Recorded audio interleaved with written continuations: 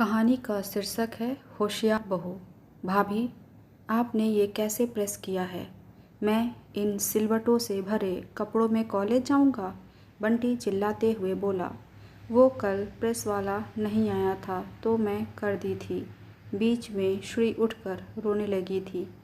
जब से श्री आई है आपके पास एक ही बहाना रह गया है श्री का। देवर के मुंह से ये सुनकर सुधा हतप्रभ रह गई। वो सबको खुश रखने की कोशिश करती है पर ज़्यादातर लोगों को शिकायत ही रहती है। वैसे प्रेस बंटी भैया भी कर सकते थे। घंटों क्रिकेट मैच देखने में जाया कर देते हैं, पर जब काम की बारी आती है तो पढ़ाई याद आ जाती है। सुधा कसमसा कर रह गई, कुछ बोल ना पाई। तभी तनु की आवाज़ आई। भाभी, नाश्ता तैयार हो गया क्या? मेरा ऑफिस जाने का टाइम हो गया। दौड़ती भागती सुधा किचन में पहुंची। दोनों ननद देवर को नाश्ता परोसा था कि दीपक की आवाज़ गूंजी। सुधा, श्री रो रही है, आकर उसे संभालो और अंश को भी तैयार कर दो, उसकी स्कूल बस छूट जाएगी। सुधा अपने 5 वर्षीय बेटे अंश को तैयार करती है और उधर श्री का रोना चलता है। दीपक, आप अंश को जूते पहना दो, मैं श्री को दूध पिला दूँ। दीपक ने सुनकर भी अनसुना कर दिया और बाथरूम में नहाने चला गया। आजकल तुम्हें क्या हो गया है? कोई भी काम समय पर नहीं होता है। जल्दी से मेरे कपड़े निकाल दो अलमारी से, मुझे भी जाना है। सुधा गोद में श्री को लेकर कपड़े निकालने लगी और दीपक व्हाट्सएप पर मैसेज चेक करने में बिजी हो गए। अरे, ये वाली शर्ट नहीं, वो वाइट वाली निकालो, आज बॉस के साथ मीटिंग है। तुम्हें कल रात को बताया था, भूल जाती हो।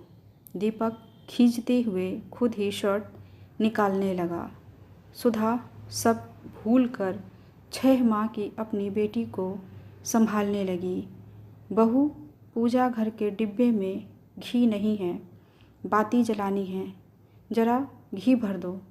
सुधा फिर किचन में गई, घी निकाला, सास को देकर आई और दीपक को नाश्ता देकर लंच बॉक्स पैक करने लगी।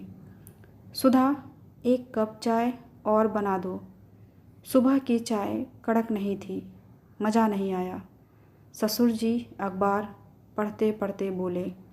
जी पापा, अभी बनाती हूँ। किचन समेटते हुए सुधा ने चाय चढ़ा दी।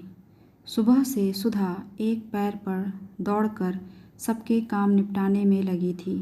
इधर नई माँ बनी थी। बच्चे को दूध पिलाते ही उसे भूख लगने लगी। सास ससुर ने अभी नाश्ता नहीं किया, वो कैसे कर ले? उसे कुछ समझ नहीं आ रहा था। ये भी कोई कानून हुआ? बहू को भूख लगती रहे पर सास ससुर ने खाया नहीं, इसलिए वो भूखी रहे।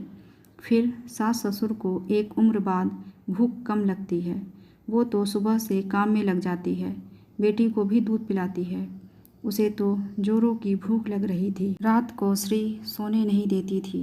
नींद की कमी और वक्त पर खाना नाश्ता नहीं खाने से उसकी तबीयत बिगड़ने लगी। अपनी सहेली को उसने अपनी परेशानी बताई। एक मेड रख ले, वो तो आती है केवल झाड़ू पोछा के लिए। अरे, झाड़ू पोछे के लिए कौन बोल रहा है? मैं तो श्री के लिए बोल रही हूँ। वो क्यों? मेरे होते हुए मेड श्री के लिए? तू मेरी बात सुन तो सही। ये कहकर सुधा की सहेली ने उसे कान में कुछ कहा। ये सुनकर दोनों सखियां हंस दी। सुधा अपने रोज के काम कर रही थी, तभी घंटी बजी। सुधा, दरवाज़ा खोल, सास चिल्लाई। मम्मी जी, मैं आटा गूंथ रही हूँ, आप ही खोल दीजिए। तू कौन? हमने तो तुझे नहीं बुलाया। सुधा, मेम साहब ने बुलाया है। वो क्यों? सास अचरज से बोली। हमारे यहाँ तो मेड पहले से आती है। मैंने बुलाया है मम्मी जी, ये श्री और अंश को संभालेगी और मैं आप सबके काम करूँगी। कितने में रखी है बहू? केवल 5,000 में। क्या 5,000 रुपये महीने? हमारे होते हुए तुमने श्री और अंश को संभालने के लिए मेड रख ली। बड़े पैसे उछल रहे हैं। अपने पति की कमाई यूं उड़ाते हुए शर्म नहीं आ रही है? तो मैं क्या करूं? बंटी भैया कॉलेज जाते हैं, घंटों घूमते हैं, टीवी देखते हैं, पर अपनी एक टी शर्ट भी प्रेस नहीं कर सकते। तनु दीदी बना हुआ नाश्ता लेकर खा नहीं सकती। दीपक अपने कपड़े खुद अलमारी से निकाल कर पहन नहीं सकते। आप घी डब्बे में से नहीं निकाल सकती। पापा जी बच्ची के दूध पीने तक चाय के लिए नहीं रुक सकते। दीपक अंश को स्कूल के लिए तैयार नहीं कर सकते। बताइए, मैं अपने बच्चों को संभालूं या आप सबके काम करूं, जो आप सब खुद भी कर सकते हैं। पहले मैं बहू थी, पर अब मैं 2 बच्चों की माँ भी हूँ। किसकी तरफ फ़र्ज निभाऊं, क्या करूं? आप सबके होते हुए मुझे मेड रखना पड़ रहा है। मेरी बच्ची को मैं वक्त नहीं दे सकती। आप सब भी बिजी हैं तो रोती हुई बच्ची को कौन चुप कराए? आप सब ने मुझे बहू नहीं, अलादीन का चिराग समझ रखा है, जो एक हुक्म में ही काम कर ले। मैं भी इंसान हूँ। छोटी बच्ची के साथ रात को सो नहीं पाती। कई बार जागना होता है। अंश को भी संभालना होता है।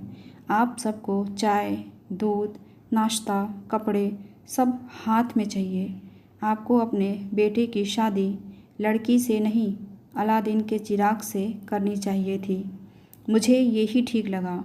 मैं आप सबको संभालूं और मेरी बच्ची और अंश को मेड संभाले।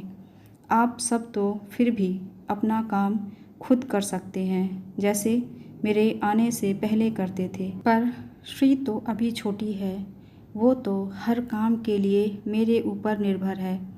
अंश भी इतना बड़ा नहीं है, मुझे उसे तो पूरा वक्त देना है। मैं कोई अलादीन का चिराग नहीं हूँ, जो बस हुक्म देते ही हर काम के लिए हाजिर हो जाऊँ।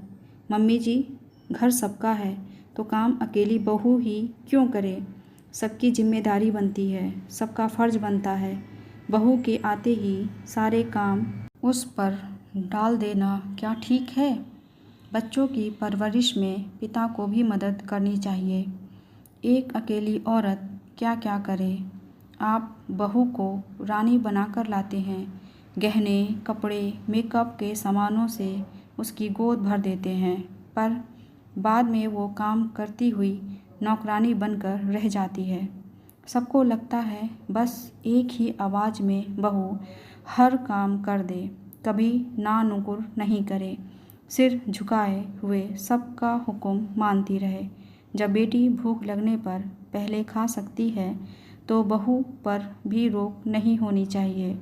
उसे भी दर्द होता है, उसे भी भूख लगती है, उसे भी नींद आती है। वो भी एक माँ है, उसका भी कभी जल्दी उठकर काम करने का मन नहीं करता है।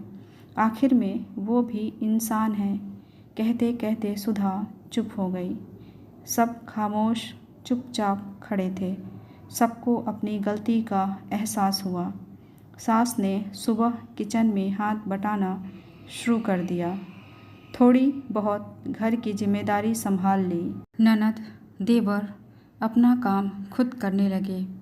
दीपक ने अंश को तैयार करने से लेकर बस स्टॉप छोड़ने तक का जिम्मा ले लिया। दूसरे दिन ही मेड हटा दी। सुधा अपनी बच्ची श्री की और अंश की अच्छे से परवरिश करने लगी। सुधा ने अपनी सहेली को फ़ोन कर धन्यवाद दिया, उसकी ज़िंदगी को थोड़ा आसान बनाने के लिए। कैसी लगी आपको ये कहानी? कमेंट करके ज़रूर बताइएगा। ऐसी ही कहानियाँ सुनने के लिए चैनल को सब्सक्राइब कर लीजिए। मिलते हैं अगली कहानी के साथ। धन्यवाद।